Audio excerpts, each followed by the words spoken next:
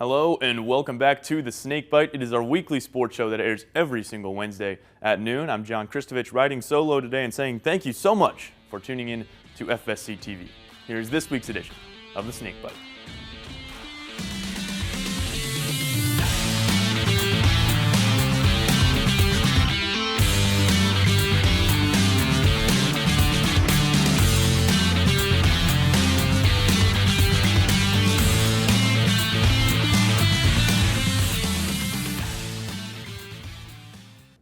It was a busy week for the Moccasins as we saw 12 different teams in action over the course of the past 7 days. We'll see our weekly rundown up here on the screen now, and if you get a look there, you'll see that the women's soccer team won their 5th straight in their lone bout of the week, while the men set a new school record with 18 goals in a dominant victory over Trinity College of Florida.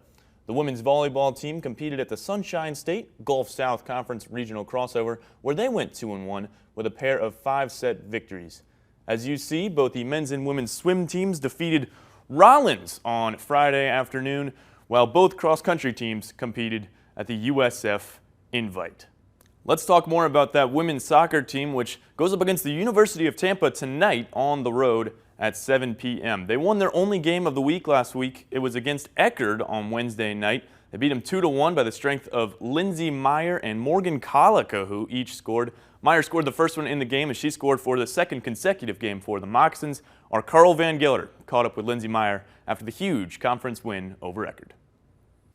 I'm here with Lindsay Meyer, who scored the first goal of the game today. Lindsay, your goal today was assisted by Caitlin Lowry, who you also assisted on the game-winning goal last game. Can you talk about your guys' relationship on the field and your connection? Yeah, I think that, she's a forward and I play mostly in the midfield and we work really well together. Obviously, she's assisted me, I've assisted her, but we're going to keep doing it, hopefully. You talked about how you guys are going to keep working together. With the win today, you guys are now #1 in the Sunshine State Conference standings, now above Barry University, who tied Nova Southeastern. How important is that for you guys with playing them on the 22nd? I think it's huge for us to be in first. The history of our team, well, at the beginning of the season, we were ranked to come in last, so it's kind of an underdog story, and we're all really excited to be first and hopefully keep the winning streak going. You spoke about the historic win streak. This is the longest win streak that the team has had in conference play since, I believe, 2017. How important and how awesome is it to be involved in something as big as this? Yeah, it's amazing to just be on a winning streak with a team that hasn't had an amazing history. Like I said, being the underdogs is a really good feeling, and everyone wants to beat us right now, so we just got to keep it going.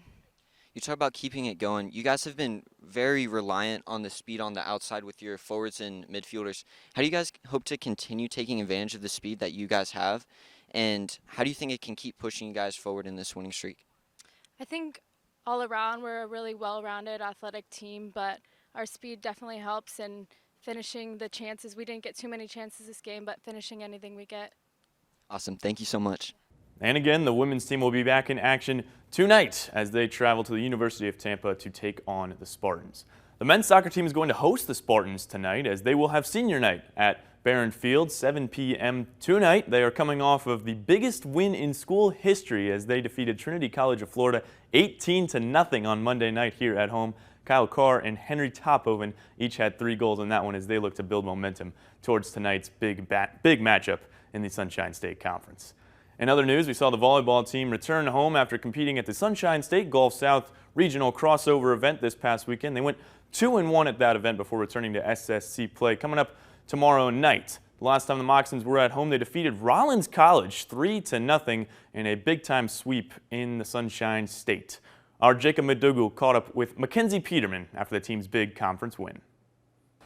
All right, congrats on the win. You guys absolutely dominated tonight, winning 3-0. How did you guys maintain control of the game and getting it so early just to control the match tonight? A big thing in this conference is you can never expect to have an easy win. So I think we just came out knowing that we need to do our job and we need to get this W. Just going into the crossover tournament in Alabama, we just buckled down, focused in, and did what we needed to do. So what was the mindset of the team during practice this week leading up to this game? Especially with the 2 losses last week, I think this week we just needed the win and we just wanted to do everything possible just to get that W. So we really had that focus in just to do our job and get it done. So how do you think, what contributed to tonight's game, the successes during tonight's game? Definitely energy. I mean, we're very much an energy-driven team, and we just know that from the get-go. So screaming for all the points, like all the silly points, even things like balls in the net that we win, just going absolutely crazy for those and getting hyped for those. So how do you guys hope to move forward in the conference by finally adding this win to your column? We hope to collect, obviously, some more wins with this upcoming crossover, too, just going into the crossover in Alabama, taking care of business, getting the wins that we need to, and then coming back and then winning the teams and beating the teams that we need to beat.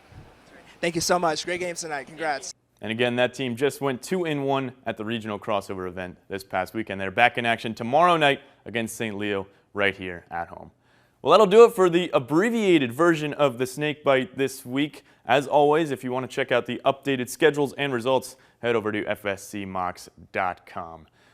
Once again, I'm John Kristovich. Thank you for tuning into this week's edition of the Snakebite. We will see you next Wednesday at noon.